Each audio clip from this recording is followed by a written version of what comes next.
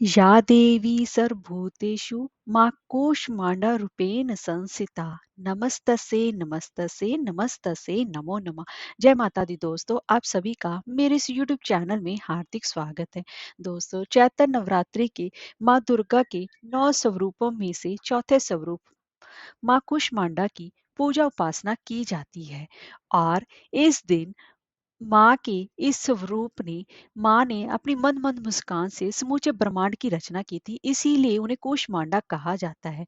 और चैत्र मास की चतुर्थी वाले दिन भी विनायक चतुर्थी का व्रत भी पड़ रहा है, जिसकी वजह से इस दिन का महत्व और भी ज्यादा बढ़ गया है। और इस दिन यह दिन शुक्रवार को पड़ रहा है, और इस दिन माँ लक्ष्मी की पूजा उपासना करना भी बेहद शुभ फलदायी माना जाता है। तो दोस्तों, आज की इस वीडियो में हम बात करेंगे कि नवरात्र की इस चौथे नवरात्र की चतुर्थी तिथि कब से प्रारंभ हो रही है, माँ कुष्मांडा का स्वरूप, पूजा विधि, भोग, मंत्र, व्रत कथा और उपाय के बारे में जानेंगे। तो चलिए वीडियो शुरू करते हैं। दोस्तों, अगर आपको हमारी ये वीडियो अच्छी लगी हो तो लाइक शेयर और सब्सक्राइब करना ना भूलें, और कमेंट बॉक्स में जय माता दी अवश्य लिखें। तो चलिए वीडियो शुरू करते हैं।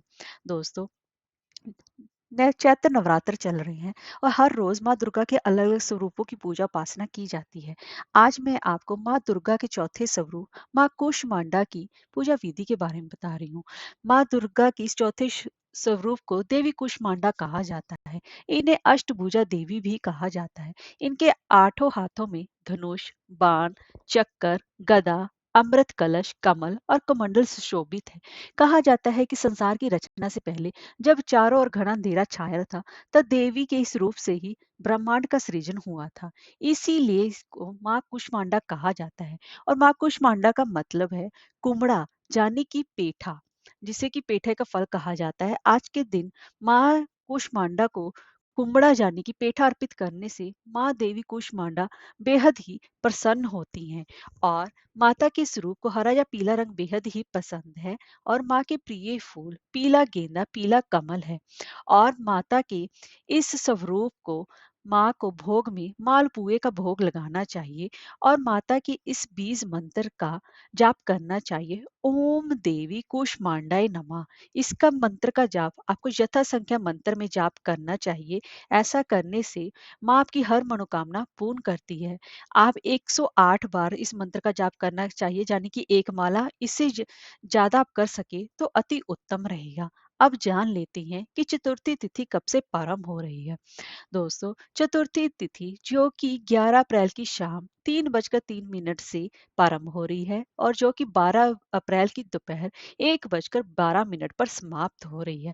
उदय तिथि के हिसाब से चतुर्थी तिथि का व्रत यह 12 अप्रैल को माँ कूष्मांडा और भगवान श्री गणेश जी की पूजा उपासना की जाएगी।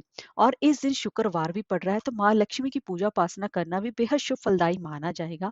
और अभिजीत मुहूर्त का समय रहेगा दोपहर के 12:02 से लेकर दोपहर के ही 12:52 तक रहेगा।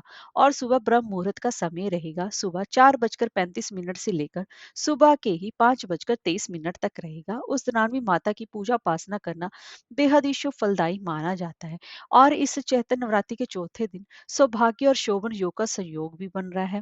सौभाग्य योग प्रारंभ हो रहा है 12 अप्रैल की सुबह 4:29 से लेकर 13 अप्रैल की सुबह 2:13 तक रहेगा। और शोभन योग प्रारंभ हो रहा है 13 अप्रैल की सुबह 2:13 से लेकर 14 अप्रैल की सुबह 12:33 तक रहेगा। आप जान लेते हैं माता की पूजा विधि क्या रही।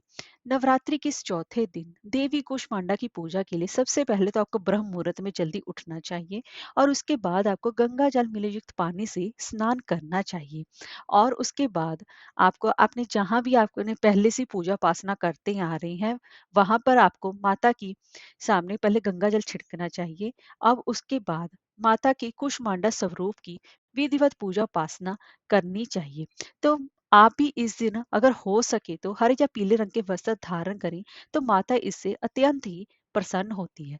और माता की पूजा उपासना करने से पहले आज विनायक चतुर्थी भी है, तो सबसे पहले प्रथम पूज्य श्री गणेश जी की पूजा उपासना भी अवश्य ही करनी चाहिए। क्योंकि सबसे पहले गणेश जी का आवाहन करके ही माँ कुष्मांडा की पूजा उपासना करने से आपके सभी कार्य निर्विघ्न पूरे होते हैं। और माँ को पीले रंग के फूल, सिंदूर, धूप, अक्षत और हरी इलायची और हरी सौंफ भी अर्पित करनी चाहिए। माता को हरी इलायची अर्पित करते समय ओम बुम बुधाय नमः का जाप करना चाहिए। और आपको इसके साथ-साथ जो आप आपकी जितनी उम्र है, आप माता को उतनी इलायची आप अगर आप अर्पित करते हैं और उसकी पूजा के बाद माता को ये समर्पित की गई इलायची को साफ हरे वस्त्र में बांधकर पूरे नवरात्रि तक अपने पास रखते हैं, ऐसा करने से जीवन में सुख और समृद्धि आती है। तो इस उपाय को भी आप अवश्य ही आपको करना चाहिए, जब आप माँ कुष्मांडा की पूजा उपासना करेंगे। अब हम जान लेते हैं कि इस नवरात्रि के चौथे दिन हमें कौन-सा खास विशेष महा उपाय करना चाहिए, जिससे कि हमारे सभी बिगड़े हुए कार्य बन जाएँ। तो चलिए जान लेते हैं कि हमें कौन से खास महा उपाय करने चाहिए। तो दोस्तों, इस नवरात्रि के चौथे दिन आपको एक पान का पत्ता लेना चाहिए और एक आपको साबुत लौंग लेना चाहिए। साबुत लौंग का अर्थ होता है कि लौंग के ऊपर का फूल उतरा हुआ ना हो, उसके ऊपर फूल लगा हुआ होना चाहिए।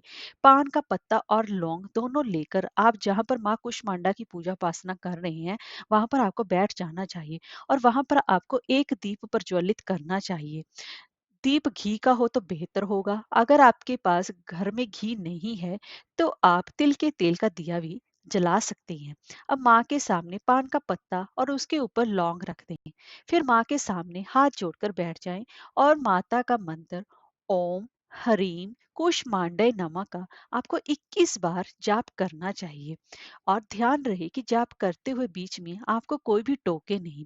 उस फिर पान के पत्ते और लौंग को आप अपने दाहिने हाथ में रख लीजिए और आपकी जितनी भी मनोकामनाएं हैं, वह सब आप उसे बोलिए। आपकी जितनी भी मनोकामना है उसको बोलने के बाद फिर जो आपने जो दिया जलाया है, आपके इस पान के पत्ते को उसके ऊपर से एंटी क्लॉकवाइज घुमाइए।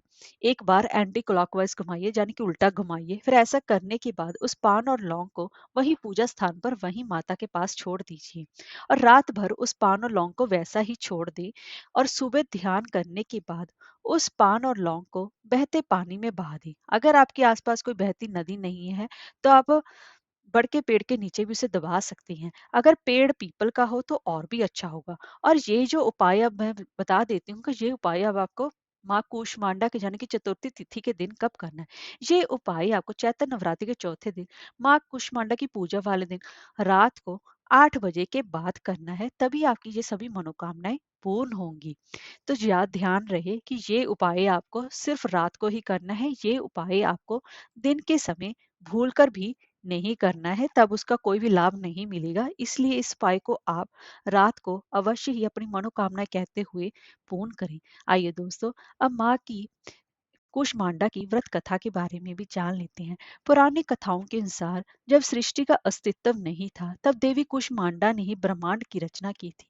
यही सृष्टि की आदि स्वरूपा, आदि शक्ति हैं। ये सूर्य मंडल में निवास करती हैं। इनके शरीर की कांति और प्रभा भी सूर्य के समान है।